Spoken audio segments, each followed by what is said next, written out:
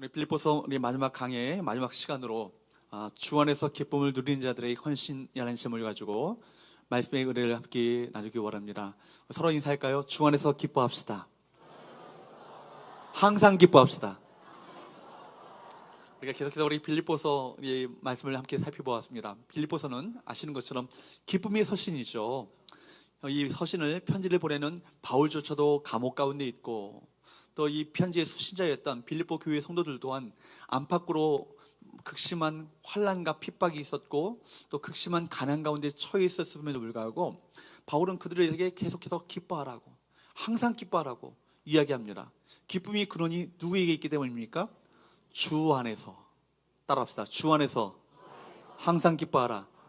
그러니까 주 안에 있기 때문에 우리가 기쁨의 근거를 찾을 수 있는 거예요. 우리가 어떤 환경과 상황과 상관없이 기뻐해야 될 절대적인 조건이 있다는 것입니다. 우리가 주님 안에 있기 때문에. 사랑하는 여러분, 주님 안에 항상 거하시는 저와 여러분 되시기를 주님으로 축복합니다. 그러니까 그렇기 때문에 바울이 사도행전 16장 말씀에 보게 되면 사도 바울이 어떻게 빌립보 교회를 시작하게 되었는지를 우리가 말씀 가운데 살펴볼 수 있습니다. 자주장사였던 루디와 또 빌립보의 그 감옥의 그 간수장의 그 가족을 중심으로 이 빌립보 교회가 그렇게 바로 모체가 되어서 그들 중심으로 모체로 해서 빌립보 교회가 우리가 세워졌습니다. 시작되었습니다. 이런 어려운 여건 속에서 시작한 교회였기 때문에 그런지 몰라도 빌립보 교회 성도들의 어떤 바울을 향한 관심과 사랑은요, 아주 이루 말할 수 없을 정도로 특별한 관심과 사랑을 가지고 빌립보 교회 성도들이 바울을 도왔습니다. 또 바울 또한 뭐라고 말합니까? 항상 내가 생각할 때마다, 기도할 때마다 항상 너희에 대해서 감사함은, 또 심지어 뭐라고 말합니까? 내가 너희를 어떻게 사모한다고요?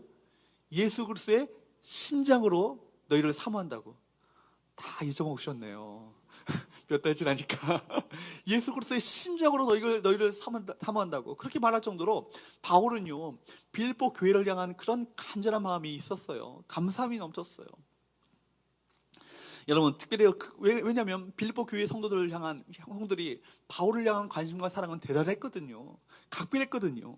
자신들에게 복음을 전해 주었고, 뿐만 아니라 억울하게 감옥에 갇히면서도 자신들에게 하나님의 사랑을 증가하며 교회를 세워주었던 그 바울 사도가 이제는 어디 갇히게 되었어요? 로마 감옥에 갇히게 된 거예요. 그 로마 감옥에 갇혀서 어려움을 겪고 있다는 사실을 듣는 순간 너무나도 그들은 가슴이 아팠습니다.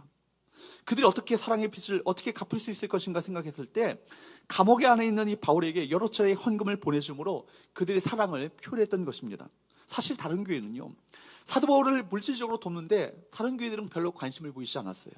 그런데 빌립보 교회만은 참으로 최선을 다해서 바로 지금뿐만 아니라 이전에도 데살로니가에서 사역할 때도 2번씩이나 바로 도움을 주었고, 또 가는 곳곳마다 도움을 주었던 교회가 빌립보 교회였습니다. 바로 최선을 다해서 감옥 안에서 고생을 하고 있는 교회 사도 바울을 헌금으로 도왔던 것이죠. 그래서 바울은요, 이 고마운 성도들의 사랑에 대해서 너무나도 깊이 있게 감사하고 있었던 것입니다. 여러분, 오늘 본문을 통해서 3가지를 여러분에게 말씀드리고자 합니다. 첫 번째, 이들이 어떻게 바울을 이렇게 돕고 헌신의 자리로 이렇게 나가서 헌금을 할 수 있었는가 한번 따라합시다. 예수님 때문에 헌신할 수 있다. 다시 한번요. 안 따라하시는 분들이 계셔서요. 다시 한번 예수님 때문에 헌신할 수 있다.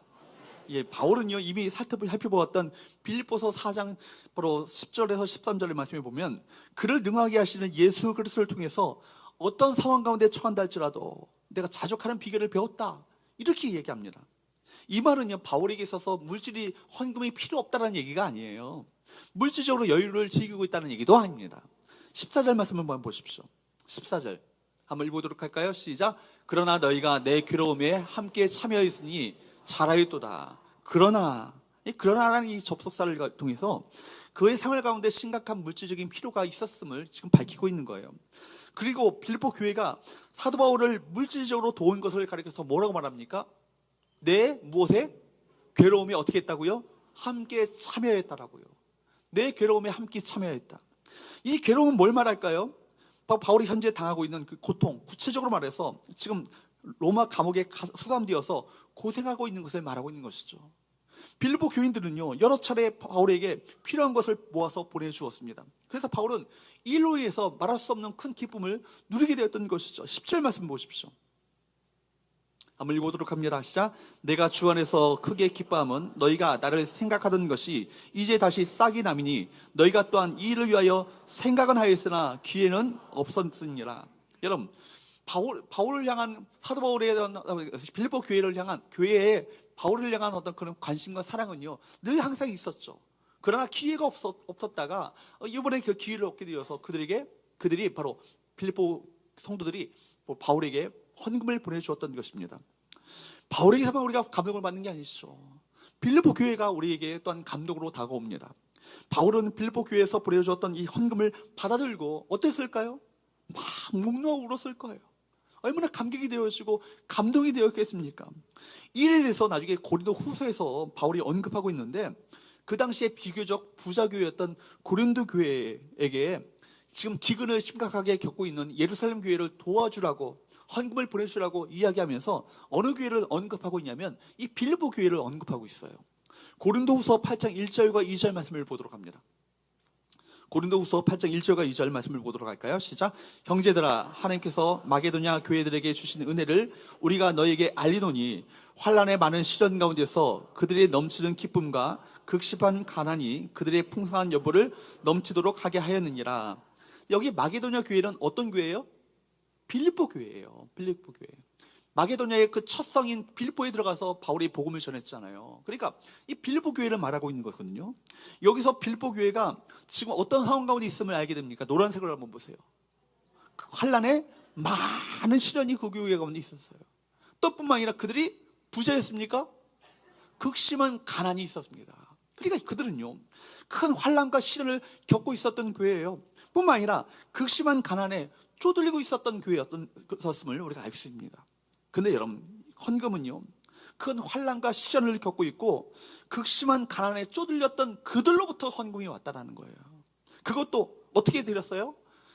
넘치는 기쁨과 정말 넉넉한 풍성한 연보를 넘치도록 그렇게 보내주었다는 얘기입니다.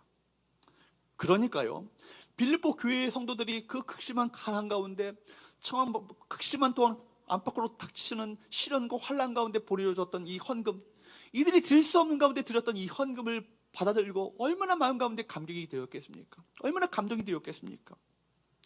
그건 단순한 헌금이 아니라 정말 주님 안에서, 환경 때문이 아니라 주님 안에서 절대적인 기쁨을 누리고 있었던 믿음의 고백이 바로 그 헌금 아니었겠어요? 그들의 노래가 아니었겠습니까? 빌립보 교인들은 예수 믿고서 환난을 당했고 극심한 가난을 그들이 겪었습니다. 그런데 그 빌립보 교회 교인들의 그 중심은 무엇이 있었다는 거예요? 주 안에서 기쁨이 있었다는 것입니다. 그 헌금이 바로 그 증거요 고백했던 것입니다. 왜 그렇습니까? 누구 때문입니까? 예수님 때문입니다. 그러므로 우리가 행복하고 기쁨을 누리기 위해서는 반드시 부자가 되어야 한다, 이거가 아니라는 얘기예요. 헌금은 부유함을 필요로 하지 않습니다. 나눔은 돈 문제가 아닌 거예요. 누구 때문입니까? 다 예수님 때문에. 그죠? 예수님 때문에. 예수께로부터 받은 사랑과 그 은혜, 그 기쁨을 아는 자들만이 하는 것이 바로 헌금인 거예요. 옥합을 깨뜨리는 마리아의 그 헌신은 무엇으로 이야기할 수 있겠습니까? 예수님께 은혜 받은 만큼 하는 거예요. 여러분, 옥합을 깨뜨렸던 마리아의 이 옥합, 그가 드렸던 옥합이 얼마짜리예요? 300데나리온이에요. 1데나리온이 그 당시 노동자가 하루 열심히 일해서 버는 하루의 품삯이 1데나리온인데, 이것이 300데나리온이나 모을 만큼 한다면 300일 동안 열심히 일해서 하나도 안 먹고 안 쓴 채로 그들이 모은 그 값어치가 그가 드렸던 옥합이었던 것입니다. 우리나라가 우리 돈으로 환산한다면 1인당 우리 하루에 노동자가 일해서 받는 급여가 만약에 10만 원을 친다면 그 3천만이나 되는 엄청난 금액을 주 앞에 아낌없이 그의 발 앞에 깨뜨려 부어드렸던 것이죠. 왜 그렇습니까? 바로 주님께서 내게 베푸신 은혜와 사랑은, 내가 주 앞에 드려지는 이 옥합은 주께 내게 베푸신 은혜와 사랑에 비하면 아무것도 아니다, 이런 감격과 감사가 그 마음 가운데 있었기 때문입니다. 그러므로 우리가 헌금에 인색한 근본적인 이유는 하나님의 사랑과 은혜를 체험하지 못했기 때문일 수 있습니다. 우리가 자식들을 위해서 돈을 쓸 때 인색합니까? 더 쓰지 못해서 안타까운 그 자식들에 대한 그 부모의 헌신이 있잖아요.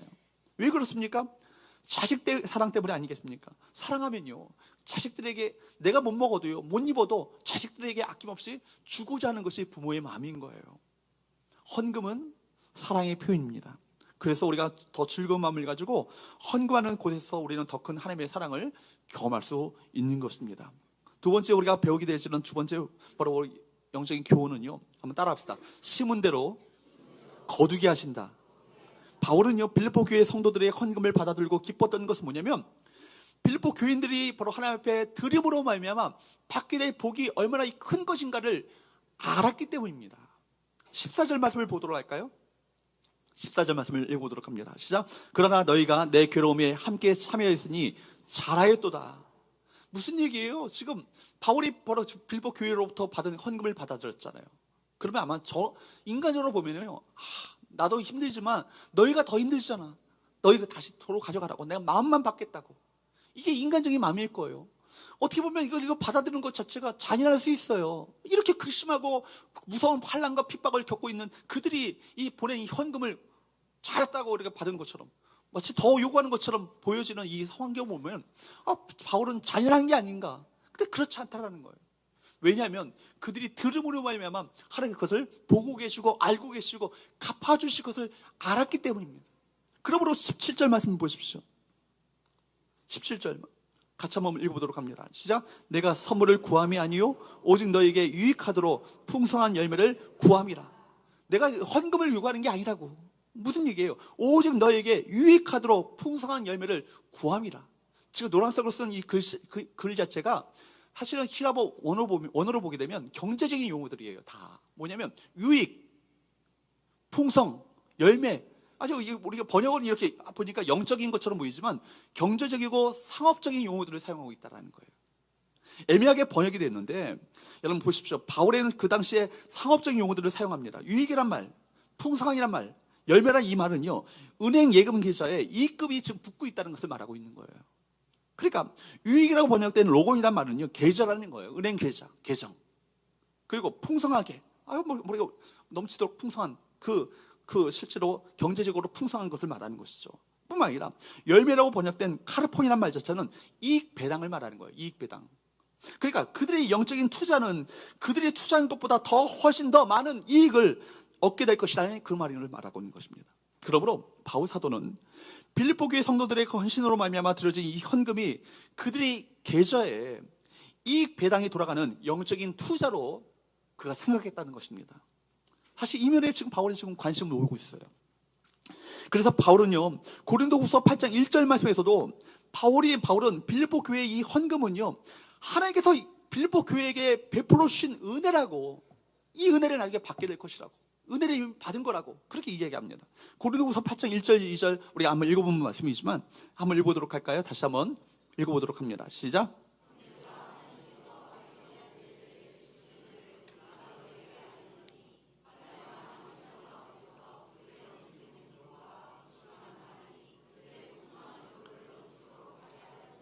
아멘. 이미 말씀드린 것처럼 마게도냐 교회는 어느 교회라고요? 빌립보 교회라고요. 그러니까 빌립보 교회, 하나님께서 빌립보 교회에 필요한 모든 것을 풍성하게 채워주시려고 먼저 빌립보 교회로 하여금 바울을 돕는 헌금을 보내게 하셨다. 이를 얘기해요. 이해가 되십니까? 이것이 하나님의 축복과 은혜의 기회가 되었다는 얘기입니다. 감옥에 갇힌 사도 바울을 돕고자 헌금을 보낸 것은 빌립보 교인들에게는 하나님께로부터 복을 받는 기회가 된 거예요. 그래서 빌립보서 4장 10절 말씀에도 이 말을 또 사용하고 있어요. 4장 10절 말씀 읽어보도록 할까? 하반절입니다. 한번 읽어보도록 합니다. 시작. 너희가 또한 이를 위하여 생각은 하였으나 기회가 없었느니라. 여러분 보십시오. 여러분에게도 이런 은혜의 기회가 주어졌을 때 이 기회를 붙잡을 수 있기를 축복합니다. 선교헌금, 건축헌금, 11조 이 모든 것들이 다 기회임을 아셔야 되는 거예요. 여러분 비록 우리의 삶이 힘들고 어려워도 하나님의 선교를 위해서 기도하고 후원하는 일 절대로 소홀하면 안 되는 거예요. 어느 누구나 또 교회를 할지라도요, 형편이 어려워지면 제일 먼저 줄이는 것이 뭐예요? 학원비 줄이고요, 헌금 줄여요. 또 교회도요, 선교헌금 같은 거 줄입니다. 파송했던 선교사에게도 선교헌금을 끊는 것을 제가 많이 봤어요. 그러나 여러분, 빌립보 교회 성도들은요, 자신들도 어려움이 있어도 지속적으로 바울의 선교를 돕고 후원하였습니다. 이것이 결국 하나님께 향기로운 제물이 되고 그들을 풍성하게 만드는 복의 기회가 되었음을 말하고 있는 거예요. 어려워서 헌금 못합니까? 어려워서 돕지 못합니까? 어려워도 하셔야 합니다. 헌금은요, 축복의 씨를 심는 것이기 때문입니다. 고린도후서에서 바울은 헌금 이야기를 하면서 이런 말씀을 하는 거예요. 고린도후서 9장 10절 말씀을 한번 보십시오.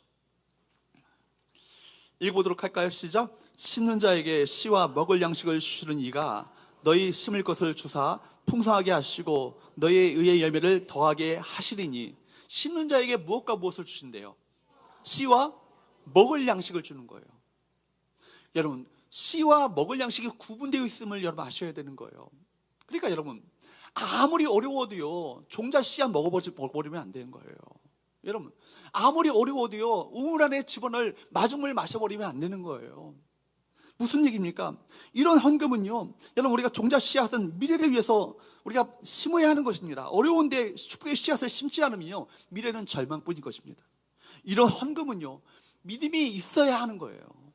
예수님으로 인해서 은혜와 사랑을 받은 자, 예수님 때문에 기쁨이 있는 자, 그 진정으로 행복한 자만이 이 기쁨을 가지고 주 앞에 드릴 수 있는 것 아니겠습니까? 그러므로 고린도후서 9장 7절 말씀에 보면 이렇게 말씀하시죠. 같이 읽어보도록 합니다. 시작. 각각 그 마음에 정한 대로 할 것이요 인색함으로나 억지로 하지 말지니 하나님은 즐겨내는 자를 사랑하시느니라. 아멘. 빌립보 교회의 성도들이 헌금하고 복을 받게 된 것은요, 헌금이 바로 주님 안에서 누리는 그 기쁨을 누리는 자들의 바로 노래가 되었기 때문입니다. 오늘 우리가 주님께 헌금하는 것도 마찬가지인 거예요. 주님은요, 여러분들이 어떤 그 적선과 동정을 받으셔서 그런 적선하는 것처럼 드려지는 이 헌금을 가지고 그거 받으려고 여러분들에게 바로 그거 요구하시는 것 아니에요. 우리 주님은 우리 물질을 필요하는 분이 아니십니다. 온 천하 만물이 다 누구의 것이에요? 주님의 것이에요. 주님은 우리가 드리는 물질이 없어도요, 얼마든지 그가 원하시면 무엇이든지 하실 수 있는 분이십니다. 그러나 우리에게 물질을 요구하시고 물질을 드리기를 원하시는 것은 우리의 유익 때문입니다. 물질을 드림으로 말미암아 물질적으로나 영적으로 더 풍성하게 하기 위해서, 우리에게 주님께서 물질을 요구하시고 또 그것을 기꺼이 받으시는 거예요. 그러므로 고린도후서 9장 말씀에 보면 헌금을 통해서 하나님의 은혜와 사랑을 경한 자들에게 분명하게 약속하신 것이 있어요. 헌금은 드림에서 끝나지 않고 더 큰 축복으로 돌아온다는 거예요. 다시 한번요, 헌금은 드리는 것으로 끝나지 않고 우리에게 무엇으로 돌아온다고요? 더 큰 축복으로 돌아온다. 무엇 때문입니까? 우리 하나님의 그 자녀들을 향한 하나님의 사랑 때문입니다. 이것을 우리가 심음과 거둠의 법칙이라고 말할 수 있어요. 심음과 거둠의 법칙. 헌금으로 심고 축복으로 돌아온다는 거예요. 축복으로 거두게 된다는 겁니다. 6절 말씀이 바로 이건 아니에요? 9장 6절, 고린도후서 9장 6절 말씀입니다. 같이 읽어보도록 합니다. 시작. 이것이 곧 적게 심는 자는 적게 거두고 많이 심는 자는 많이 거둔다 하는 말이로다. 적게 심는 자는 어떻게 거둔다고요? 적게 거두고 많이 심는 자는 많이 거둔다. 이렇게 거두게 하시는 이유를요, 8절에서 또 설명하고 있습니다. 고린도후서 9장 8절 말씀입니다. 한번 읽어보도록 합니다. 시작. 하나님의 능히 모든 은혜를 너에게 넘치게 하시나니 이는 너희로 모든 일에 항상 모든 것이 넉넉하여 모든 착한 일을 넘치게 하게 하려 하심이라. 아멘. 무슨 얘기입니까? 하나님께서 바로 물질로 헌신한 자들에게 모든 은혜를 넘치게 하시는데 모든 일에 항상 모든 것이 넉넉하여서 모든 착한 일을 넘치게 하게 하신다. 한마디로 말해서 더 착한 일을 많이 하라고 우리에게 주신다는 거예요. 그러므로 여러분, 심은 대로 거두게 하시는 하나님의 보상을 우리 모두가 기대할 수 있기를 축복합니다. 그 보상의 은혜를 누리는 저와 여러분 되시기를 바랍니다. 그러므로 마지막 세 번째로 따라합시다. 헌금은 하나님이 기쁘시게 받으시는 향기로운 제물이다. 여러분, 헌금은 하나님께서 기쁘게 받으시는 뭐라고요? 향기로운 제물이라고요. 바울이 빌립보 교회 성도들을 통해서 헌금을 받으면서 기뻤던 이유는요, 그들 자신에게 영적인 유익을 줄 뿐만 아니라 이것이 무엇이 되기 때문에 하나님께서 기쁘시게 받으시는 바로 향기로운 제물이기 때문에 바로 기뻐했습니다. 바울은 에바브로디도를 통해서 빌립보 교회에 선물을 받고도 이제는 바로 그를 에바브로디도를 다시 돌려보내면서 이 헌금, 이 선물을 틀림없이 받았다는 것을 빌립보 교회 성도들에게 알려주고 있습니다. 18절 말씀을 보도록 합니다. 같이 읽어보도록 할까요? 시작. 내게는 모든 것이 있고 또 풍부한지라 에바브로편에 너희가 준 것을 받았으므로 내가 풍족하니 이는 받으실 만한 향기로운 제물이요 하나님을 기쁘시게 한 것이라. 내게는 모든 것이 있다라는 말은요, 이거는 이미 너희들이 보낸 모든 것을 내가 받았다라는 영수증형의 용어예요. 그러니까 무슨 얘기입니까? 바울이 빌립보 교회 성도들로부터 받은 것은 그의 필요를 채우기에 충분했기 때문에 풍부하다. 또 뒤에는 뭐라고 나옵니까? 풍족하다. 이런 단어를 사용하고 있습니다. 여러분, 빌립보 성도들 통해서 넘치도록 풍성한 이 헌금을 받은 사람은 누굽니까? 누가 받았죠? 바울이 받았죠. 바울 자신이 받았어요. 근데 궁극적으로 볼 때 그 선물을 받으신 분은 누구세요? 하나님이십니다. 그들의 선물은 단순히 바울 사도에게만 기쁨을 준 것이 아니라 하나님께 무엇이 되었다라고요? 향기로운 제물이 되었다. 여러분, 여기서 사용되어지는 향기라는 말과 이 제물이라는 말은요, 모두가 다 구약 성경에서 하나님 앞에 제사를 드릴 때 사용했던 용어들입니다. 사람들이 제물을 드릴 때 하나님께서 그 향기를 흠양하시죠. 그죠? 제물을 올려놓고 각을 뜨잖아요, 제사장이. 그리고 각을 뜨고 나서 그 짐승을 어떻게 합니까? 불태웁니다.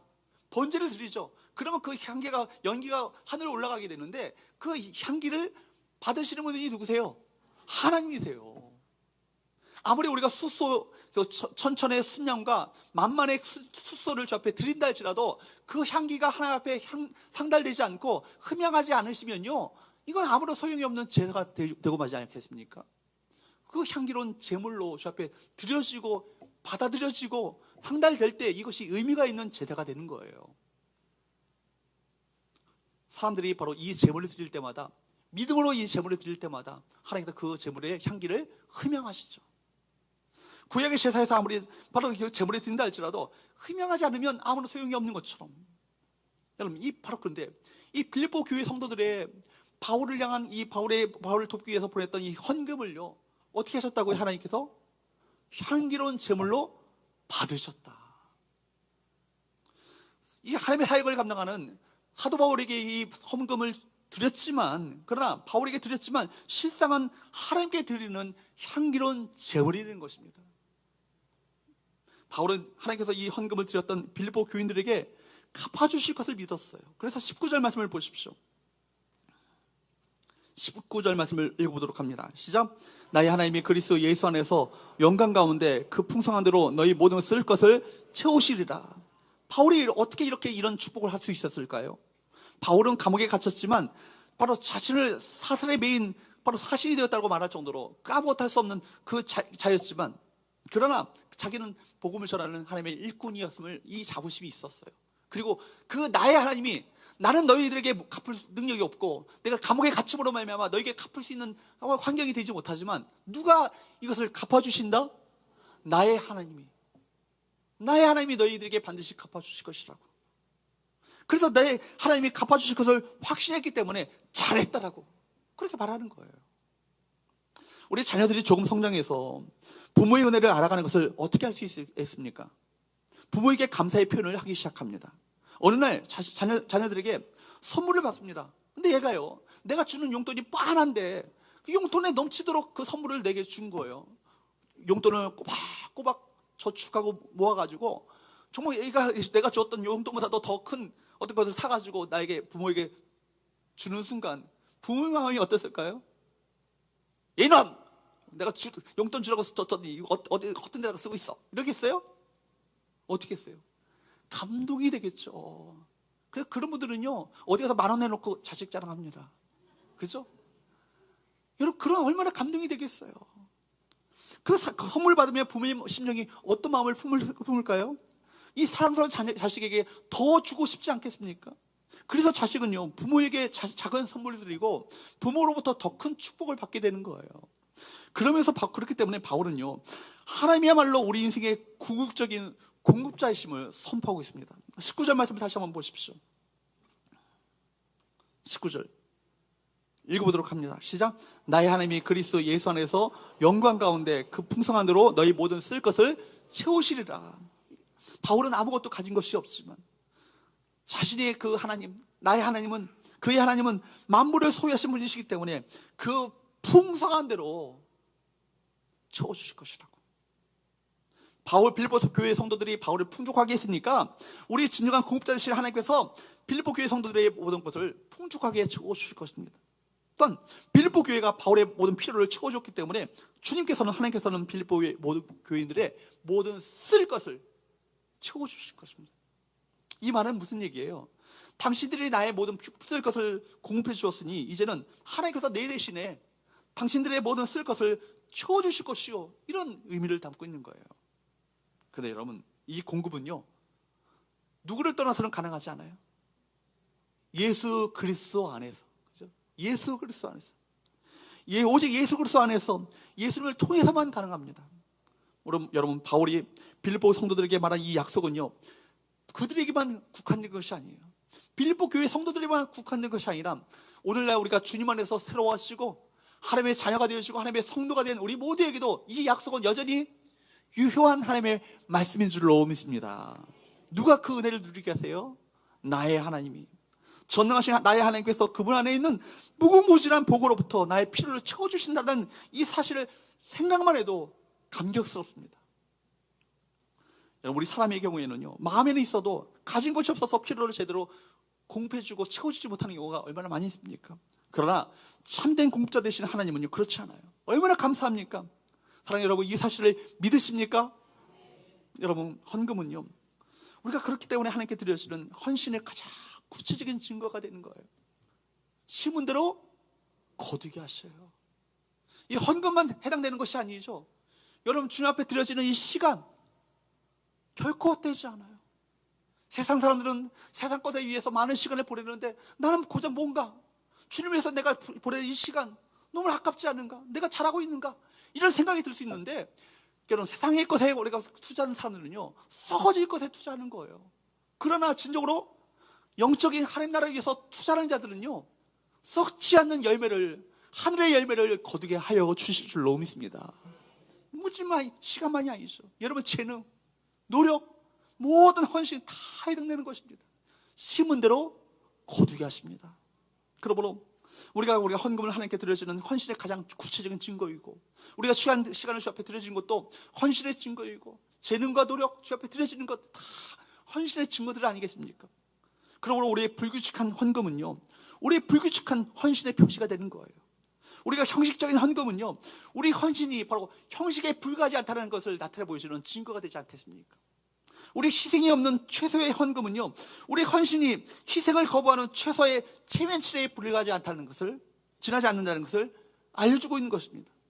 헌금 없는 신앙생활은요 우리가 헌신 없이 신앙생활을 하겠다는 바로 증거가 되는 것입니다. 돈 소리만 하면 긴장하시는 분이 계시죠? 돈 소리 때문에 또 상처받은 분들 많이 계십니다. 교회 가니까 돈 얘기만 하더라, 이런 말이 교회에 대한 비판의 소리인 것들도 전 잘 알고 있습니다. 그러니까 제가 목사들이 제일 하기 힘든 설교가 뭐냐면 헌금 설교고요, 제일 하기 부담스러운 설교도 헌금 설교고요, 사실은 제게 하기 싫은 설교도 헌금 설교입니다. 그러나 반드시 해야 될 설교도 뭐예요? 헌금 설교예요. 왜냐하면 여러분, 이 헌금을 교회가 받고 취하는 게 아니고요, 제가 받고 취하는 게 아니라 누구께 드려진 것이기 때문에 그렇습니까? 하나님께 드려진 것 때문에. 그리고 하나님께서는 심은 대로 거두게 하시고 갚아주시는 거예요. 그러니까 사실은 헌금을 드리는 이들이 결국은 그들이 복을 받는 거예요. 그래서 사실 헌금 성률 할 때 누구를 위한 거예요? 여러분들을 위한 거예요. 우리를 위한 거예요. 나를 위한 거예요. 제 친구가 헌금 설교를 해야겠는데 교인들에게 헌금 설교하기가 너무 부담스럽대요. 그래가지고 그런 얘기를 했대. 오전 예배 때 내가 오후 예배 때 헌금 얘기할 테니까, 헌금 설교할 테니까 듣기 싫은 분들은 다 오지 마시라고. 실제. 야. 근데 여러분, 듣기 싫은 분들은 오지 말라고 말아야 될 분들도 들어야 될 설교가 뭐예요? 헌금 설교예요. 왜냐하면 바로 그 하나님의 우리 헌금이라는 것은 하나님 앞에 드려지는 헌신의 표시이기 때문입니다. 그래서 여러분, 종교개혁자 칼빈은요 이런 말을 남겼어요. 우리 문제는 교회에서 돈에 대해서 너무나도 많이 얘기하는 것에 문제가 있는 것이 아니라 돈에 대해서 바르게 이야기하지 않는 것이 있다고, 그런 얘기를 했습니다. 또 감리교회 창시자였던 존 웨슬리 목사님은 이런 얘기를 했어요. 나는 주머니가 회개하지 않는 사람의 회개를 믿을 수 없다고. 지갑이 회개하지 않는 사람의 그 회개는 내가 믿을 수 없다고. 참된 헌금은요, 내 삶의 주인 되신 하나님께 대한 응답인 거예요. 내게 베푸신 은혜와 사랑에 대한 감사의 표시가 헌금인 거예요. 우리 물질이 누구인가를 고백하는 주권에 대한 고백이 뭐예요? 바로 11조 아닙니까? 열애열이 다 주 앞에 것임을 고백하는 마음을 가지고 10분의 1을 주 앞에 떼어드리는 것, 대표성이 원리 아니에요? 한 주간을 시작하면서 첫날을 주 앞에 드리는 것, 이게 뭐예요? 7일 내내가 주님의 날임을 고백하면서 시간에 대한 주권을 고백하는 것이 뭐예요? 이게 주일 성수예요. 여러분, 마찬가지예요. 물질과 시간의 바로 주권을 인정하는 것, 이것이 11조요 주일 성수임을 우리 모두가 기억해야 될 줄로 믿습니다. 그러므로 살아계신 하나님을 생각하는 의식의 결정체가 우리의 헌신이 되어야 하고, 또 예업단 이것이 우리의 헌금이 되어야 할 줄로 믿습니다. 여러분, 말씀을 기억하십시오. 우리가 예수님을 인해서. 근데 여러분 보십시오. 여러분 가운데 혹시 제가 세 가족들이 있어서 제가 이 설교를 하기가 참 부담스럽습니다. 그런데 하나님의 사랑과 은혜를 내가 아직 모른다 한 분들은요, 헌금 안 내셔도 됩니다. 괜찮습니다. 여러분, 그 헌금 안 받아도 교회 얼마든지 돌아갑니다. 그러나 여러분, 하나님의 사랑과 은혜를 경험한 자라면, 하나님의 크신 사랑과 은혜를 체험한 자라면 마땅히 우리 삶이 헌신의 자리로 이어지는 귀한 은혜가 우리 모두에게 있어야 될 줄로 믿습니다. 우리 모두는 예수님으로 인하여 하나님께서 내게 베푸신 사랑과 은혜 때문에 주 안에서 기쁨을 누린 자가 되어 주님 앞에 자원하고, 인색함으로 억지로가 아니라 자원함으로 기쁨으로 아름답게 헌신함으로 말미암아 우리 헌신이 주님을 기쁘시게 하는 향기로운 제물 될 수 있기를 주님으로 축복합니다. 기도합니다.